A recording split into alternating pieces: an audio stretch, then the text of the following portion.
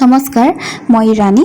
এয়া ডক্টৰ আশিষ নাৰায়ণকাৰ ছাৰ আৰু ছাৰৰ লগত এক্সেছৰ ফাউণ্ডেশ্যনৰ এই ক্লাছটো কৰিবলৈ পাই মই বহুত বেছি সুখী। আচলতে যদি মই সঁচাকৈ ক'বলৈ যাওঁ, মোৰ কাৰণে ক্লাছটো কৰিব পোৱাটো বহুত ডাঙৰ কথা। ছাৰ আহিলে, ছাৰক সকলোৱে ৱেলকাম কৰিলে।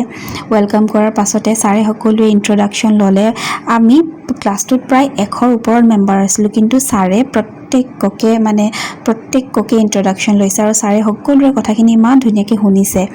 তাৰ পাছতে ছাৰে ক্লাছটো দিয়া ষ্টাৰ্ট কৰিলে। বহুত নতুন কথা শিকিলোঁ ছাৰৰ পৰা, বহুত সৰু কিছুমান কথা, যিখিনি কথাই মানে আমাৰ লাইফত ইমান যে ব্লকেজেছ সৃষ্টি কৰিব পাৰে আমি মানে ভাবিয়ে নাপাওঁ, কিন্তু সেই সকলোখিনি কথা ছাৰৰ পৰা গম পালোঁ। আৰু বহুত কিছুমান কথা, এনেকুৱা কিছুমান কথা ছাৰে ক্লাছতে ৰিলিজ কৰাইছে।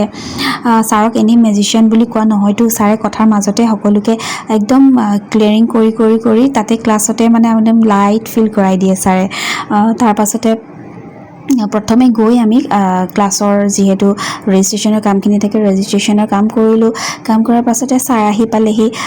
ছাৰৰ লগত ক্লাছ কৰিলোঁ। ক্লাছ কৰাৰ পাছতে এটা সৰু টি ব্ৰেক এটা দিয়ে। তাৰ পাছত আকৌ নতুনকৈ ক্লাছ ষ্টাৰ্ট হয়। ক্লাছ কৰিলোঁ।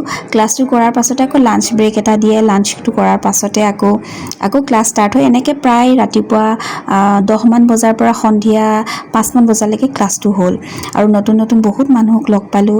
বহুত বেছি ভাল লাগিলে। আচলতে এক্সেছ বাৰ্ছ এনেকুৱা এটা জাৰ্ণি হয় ন, এক্সেছ বাৰ্ছটো আপুনি যদি চুজ কৰে, আপোনাক সদায় ভালৰ পৰা ভাললৈ লৈ গৈ থাকিব আৰু আপোনাক নতুন একদম ক্ৰিয়েট কৰাই থাকিব। আপুনি ভাবিবই নোৱাৰিব আপুনি ইমানটো ক্ৰিয়েট কৰিব পাৰিবনে। ইয়াতে কোনো লিমিটেশ্যন নাই। আপুনি লাইফত যি বিচাৰে সকলোখিনি ক্ৰিয়েট কৰিব পাৰিব। এক্সেছ বাৰ্ছে সদায় সেইটোৱেই শিকাইছে। তাৰ পাছত এক্সেছ ফাউণ্ডেশ্যনটো কৰিবলৈ পাই লাইফত এইটো ফিল কৰিছোঁ যে লাইফটো সঁচাকৈ বহুত ইজি হয়, বহুত সহজ হয়। আমি যদি নিজে বিচাৰোঁ লাইফটোত, আমি যিটো চুজ কৰোঁ আমি সেইটোৱে পাম। তো সেয়াই ক্লাছটোৰ আজি প্ৰথম দিনাখন মোৰ কৰি বহুত বেছি ভাল লাগিলে। ৰণিতা বাক লগ পাইছোঁ ফাউণ্ডেশ্যন ক্লাছত। লগ পাই বহুত বেছি ভাল লাগিছে। তোমাক লগ পাই বহুত ভাল লাগিল। কথা কৈ থাকোঁতে মই কৈ আছোঁ বেলেগক যে ইমান চুইট ছোৱালীজনী।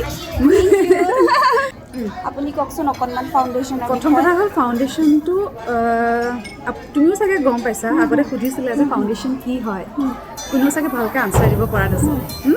এতিয়া চাগে ইয়াত বহি এইটো ভাবিছা যে ফাউণ্ডেশ্যন কি তুমি গম পাই আছা, হয়নে?